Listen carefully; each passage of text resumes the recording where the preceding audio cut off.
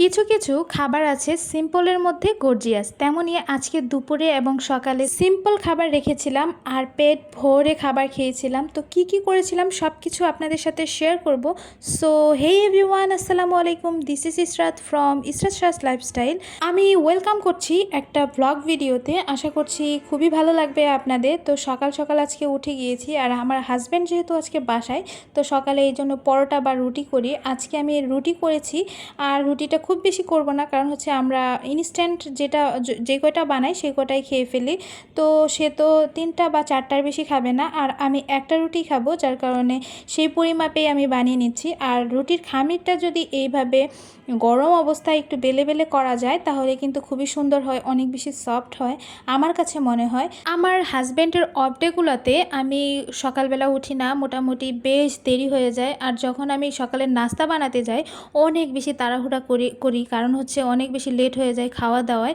তো তাড়াতাড়ি করে এই দিক দিয়ে আমি রুটি বানিয়ে নিয়েছি আর এখানে আমি ভেজে নেব। প্রত্যেকটা রুটি এত বেশি ফুলকো ফুলকো হয়েছে, আপনারা দেখলেই বুঝতে পারবেন। রুটি বা পরোটা কোনোটাই আমি খুব বেশি পছন্দ করি না, আগে তো একদমই খেতে পারতাম না। তো রিসেন্টলি নিজে নিজে খাওয়া শিখেছি, খুব বেশি হলে 1 পিস করে আমি খাবো।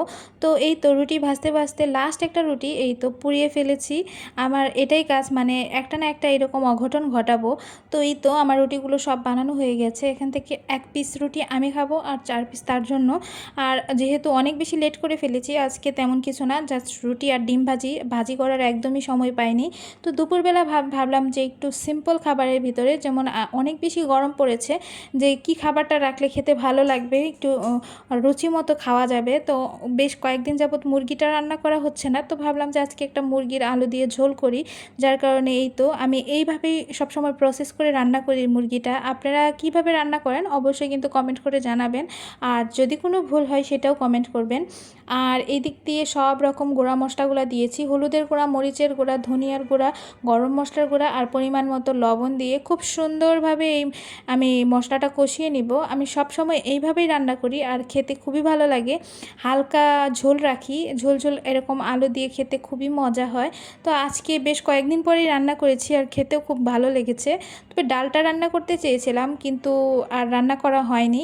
পরবর্তীতে পটল ভাজি করেছি, যেটা আমি খুব বেশি একটা পছন্দ করি না, আমার হাজব্যান্ড অনেক বেশি পছন্দ করে।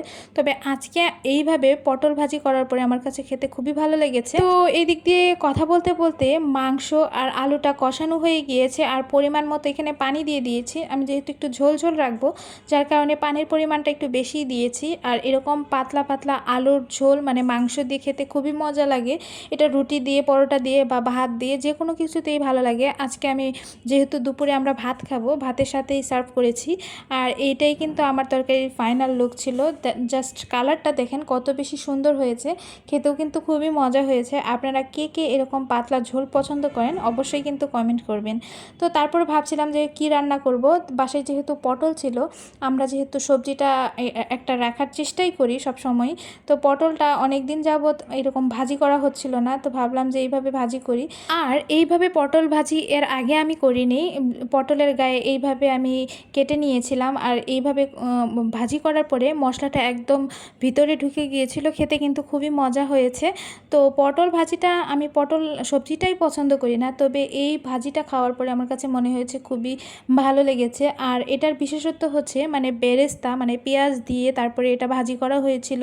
এইভাবে আগে কখনো ট্রাই করিনি। তো এইভাবে আমি পটল ভাজিটা করেছিলাম আর খেতে খুবই মজা হয়েছিল। অনেকেই আছেন এটা পছন্দ করেন, তবে আজকে আমারও ভালো লেগেছে, যদিও এতটা পছন্দ করি না। তো এটা ছিল এই পটলের ভাজির ফাইনাল লুক।